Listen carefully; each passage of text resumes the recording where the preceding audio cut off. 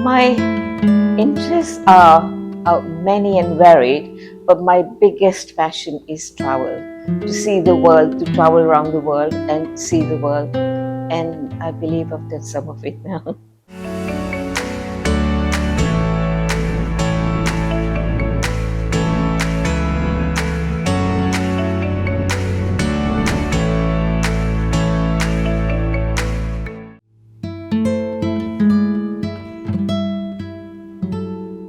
I'm Aruna Bhayani. I'm the author of the book Antarctica to Zimbabwe. I partly live in Goa for 6 months, 6 months in the UK.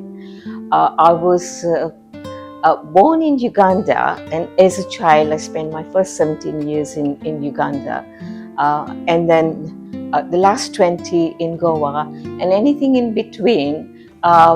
It's been in England. So I was brought up in England. My education, my working life was in England. So I was like started with the best of three worlds, the three different cultures, the languages, the three different lifestyles. What got me interested in the book.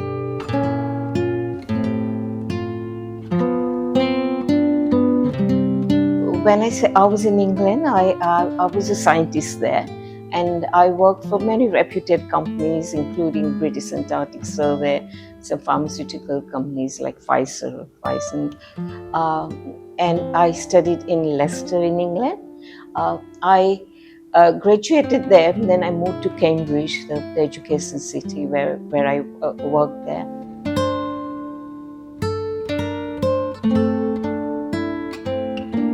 So the biggest inspiration was my father, my papa, as I called him.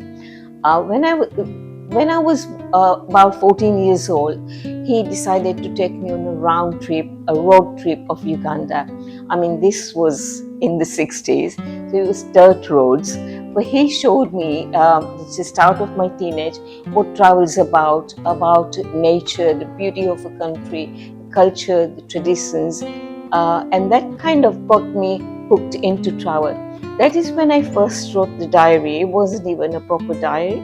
Papa used to have a A4 paper in the car, so I started writing the names of little villages and the time we got there and the adventures we saw, and that kind of carried on till this day. So I write the diary every day, and he was the biggest inspiration.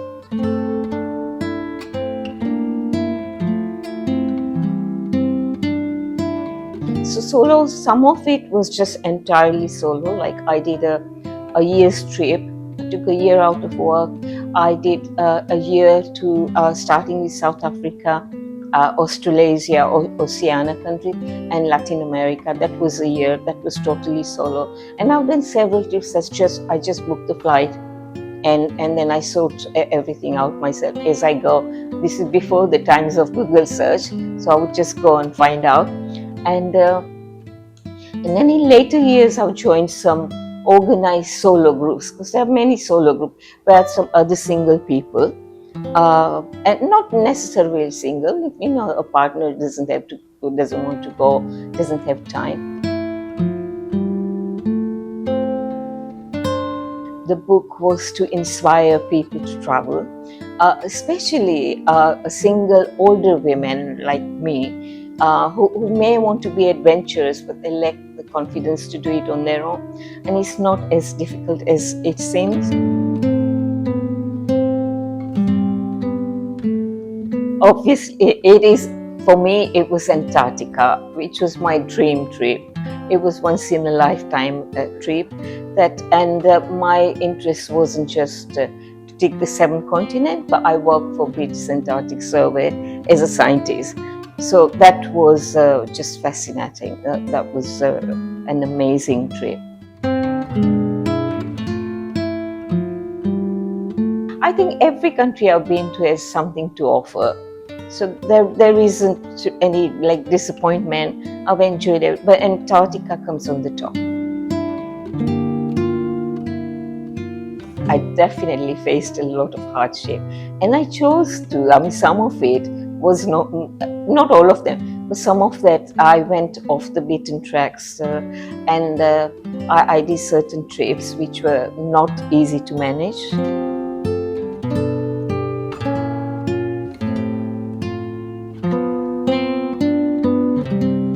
Places like in Khyber Pass in Pakistan, which again was one of the rarest things a lone woman would be doing, to go out for a day.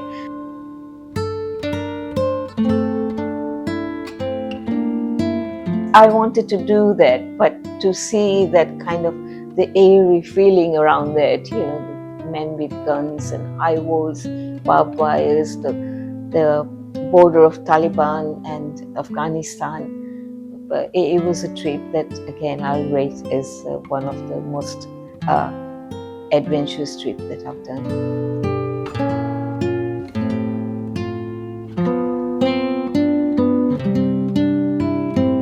Went to the equator, which passes through Uganda, not many miles away from where we used to live. At that time, I was a child, and I thought, oh, everybody takes photos here, so we had the photo taken.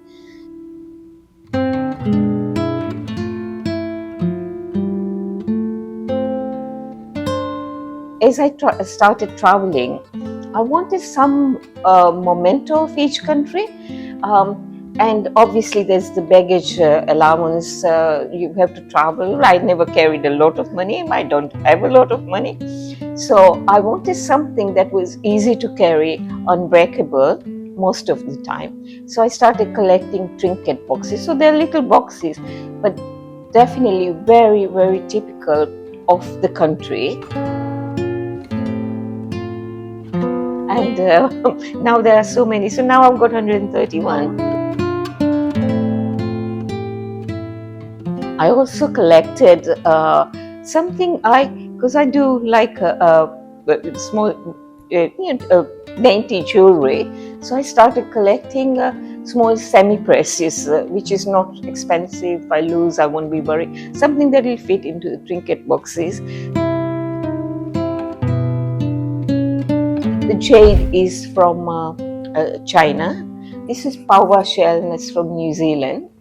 These are like the cultured pearls, but the colored pearls from Philippines. So, if I knew you were going to ask me that, I would have worn all my jewelry.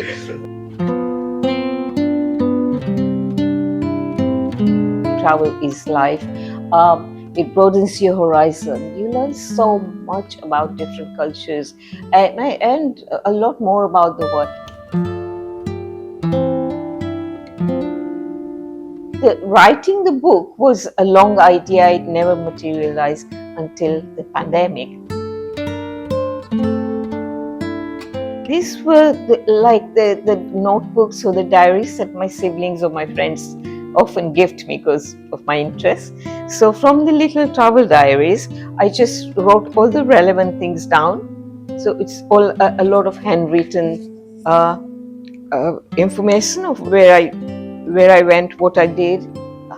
And then when I got back after UK, when I definitely decided I'm writing this book, then I transferred things onto my laptop, and this is how it happened.